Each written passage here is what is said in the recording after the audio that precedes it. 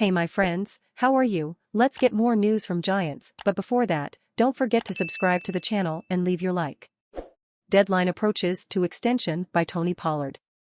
The deadline for the Cowboys to sign a long-term extension for franchise running back Tony Pollard is fast approaching on July 17, as some rumors are starting to swirl about whether Memphis' fourth-year product will get his big payday more early.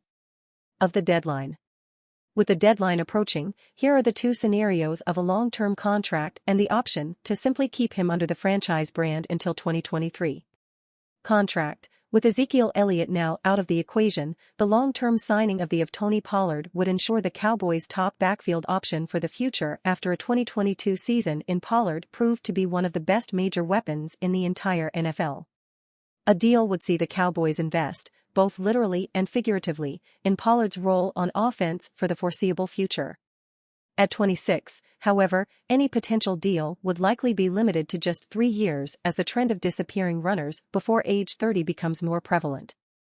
Additionally, a potential long-term deal would affect the contract extension numbers of several other Cowboys, including Trayvon Diggs, CeeDee Lamb, Terrence Steele, Dak Prescott and others. How much money can you realistically give Pollard without a full RB1 season under his belt? The New York Giants are interested in hiring Tony Pollard.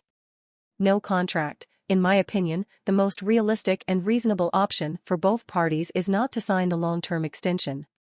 For the Cowboys, evaluating Pollard in 2023 for the future will be important given his return from a serious leg injury sustained in January and his first full season as a starter.